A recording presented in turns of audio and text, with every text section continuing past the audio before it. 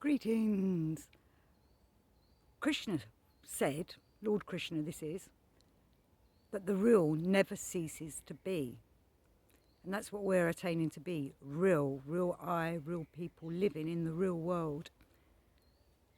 All the mechanical world and the fake illusions that we see and our mechanical way of living are not real, so they can be changed, they can be stopped and instead replaced with living as a real person, being real.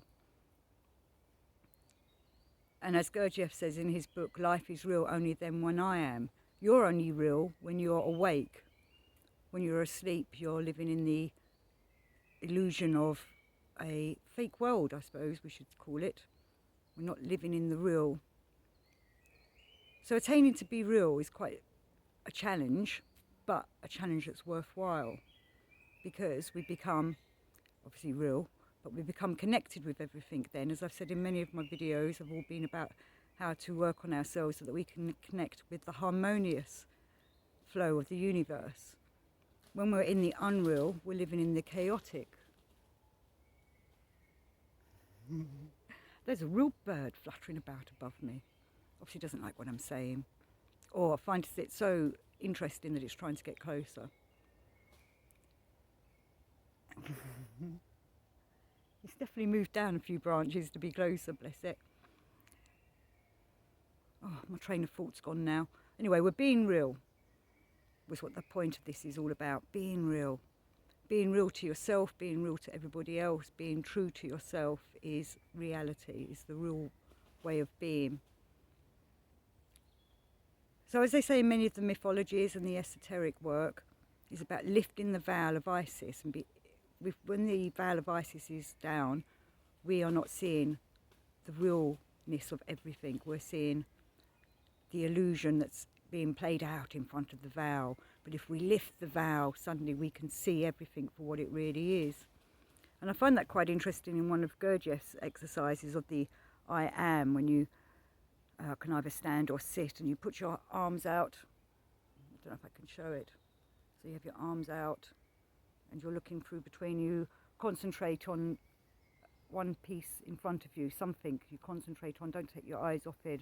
And breathe in the I, breathe out the am, from your solar plexus around the I, and then the am is putting it around your body. It's beginning to rain. And when you do that, it's kind of like the Rosicrucian mirror exercise as well. You're looking in the mirror at yourself, and after a while, well, some people start to see that they disappear, and others start seeing people behind them or in the mirror. But if you can do that concentration, you begin to break through the veil that's there and begin to see things for what they really are. You know, and as we know, this world that we're in is not the only world. There's other worlds around us and part of us that we can, and other dimensions, I suppose you could say. So it's all, again, concentration work on your oneself can be, difficult, but it's worthwhile. It's all part of the challenge. If things were easy, I normally find that if things are easy, it's because they're mechanical and false. But they become easier once you start doing this work. It's a strange thing. You start working on yourself, and suddenly things start to fall into place. Or, I've said before about how I have a book angel, or books that I need suddenly appear, or signs and symbols of the way to go next start to appear for me. So the universe wants to help you, but you've got to want to help it. Got to help yourself. I used to wait for somebody to come and give me the answers when I've realised I can be shown the way to the answers, but I have to ponder on them myself and work on them myself, as many of us should be doing, all part of the pondering. And discerning what is real, what is right, what is the truth. And we should be able to feel that as we're developing ourselves and develop our centres. We should be able to feel the vibrations of truth and fakeness, falsity. Harmony should be nice and flowing, and false work or ways should be a bit jagged, a bit on edge, You know, perhaps that uncontrollable butterfly feeling you have in your stomach, or maybe your mind's niggling away at you. Where if you're on the right path, it should be feeling more serene, more correct, right. You have that, that we doubt ourselves, and that's, I think, when we're on these paths, the dark forces do try to stop us by putting doubt into our minds. So when we get that doubt, we need to shake it off, or try and figure out whether it's a doubt coming to help us or a doubt to hinder us and get in our way. So I just wanted to say Lord Krishna's words again, which is, the real never ceases.